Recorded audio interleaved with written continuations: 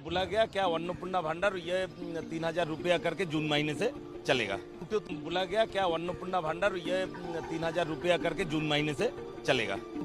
অর্থাৎ আগামী 1 জুন থেকেই মহিলাদের ব্যাংক অ্যাকাউন্টে অন্নপূর্ণা ভান্ডারের টাকা ঢুকতে শুরু করবে। ভোট প্রচারে নরেন্দ্র মোদী থেকে শুরু করে কেন্দ্রীয় স্বরাষ্ট্রমন্ত্রী অমিত শাহ বারবার মহিলাদের জন্য অন্নপূর্ণা ভান্ডারের প্রতিশ্রুতি দিয়েছিলেন। নতুন সরকারের প্রথম কর্মদিবসেই সেই প্রতিশ্রুতিগুলি পূরণ করা শুরু করলেন মুখ্যমন্ত্রী শুভেন্দু অধিকারী। সোমবার নবান্নে মন্ত্রিসভার প্রথম বৈঠক ছিল। সেই বৈঠকের পরেই অন্নপূর্ণা ভান্ডার চালুর দিনক্ষণ ঘোষণা করল রাজ্য সরকার। শুধু তাই নয়, ওই 1 জুন থেকেই সরকারি বাসে চললে মহিলাদের কোনো ভাড়া গুনতে হবে না বলে জানানো হয়েছে। 2021 সালের বিধানসভা নির্বাচনের আগে মহিলাদের লক্ষ্মীর ভান্ডার দেওয়া হবে বলে প্রতিশ্রুতি দিয়েছিলেন তৎকালীন মুখ্যমন্ত্রী মমতা বন্দ্যোপাধ্যায়। 2021 সালে ভোটে জিতেই সেই প্রকল্প চালু করেন তিনি। প্রথমে মাসিক 500 টাকা দিয়ে শুরু হয় ওই প্রকল্প।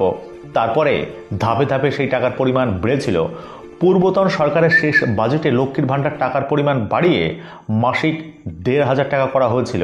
আর তপশালে জাতি জনজাতি মহিলাদের জন্য মাসে 1,700 টাকা করে দেওয়া হবে। তবে 2026 সালে ভোটের আগে মমতা তৈরি করা অস্ত্রেই মমতাকে হারানোর কৌশল নেয় বিজেপি। তারা তাদের সংকল্পপত্রে জানায় মহিলাদের স্বাবলম্বী করতে প্রতি মাসে 3,000 টাকা করে আর্থিক সহায়তা দেওয়া হবে। সেই প্রতিশ্রুতি পূরণের কথা ঘোষণা করল শুভেন্দু সরকার। অন্নপূর্ণা ভান্ডার পেতে কি নতুন করে আবার আবেদন করতে হবে? প্রশ্ন জাগছে অনেকের মনেই। তবে প্রশাসন সূত্রে খবর, লক্ষ্মীর ভান্ডার যারা পেতেন তারাই অন্নপূর্ণা ভান্ডারের আওতায় মাসে মাসে 3,000 টাকা করে পাবেন। আপাতত নতুন করে অন্নপূর্ণা ভান্ডারের জন্য আবেদন করার প্রয়োজন নেই। পরবর্তী সময়ে যদি কোনো তথ্য বা নথির প্রয়োজন হয় তা সরকারের তরফে জানিয়ে দেওয়া হবে। রাজ্যে পালাবদলের পরে প্রশ্ন উঠেছিল, পূর্বতন তৃণমূল সরকারের চালু করা প্রকল্পগুলি কি সুবিধা রাজ্যবাসী পাবেন?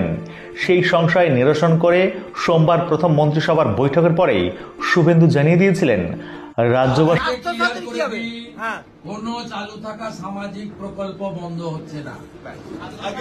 কোন সামাজিক চালু থাকা প্রকল্প, এটা আমরা আমাদের কর্মসূচি মানে প্রচারকালীনও বলেছি। কোন চালু থাকা সামাজিক প্রকল্প সে 30 বছর আগের হতে পারে, 10 বছর আগের হতে পারে, কোন সামাজিক প্রকল্প আমরা বন্ধ করছি না। আমরা পেপারলেস অফিসও করব। আমরা সমস্ত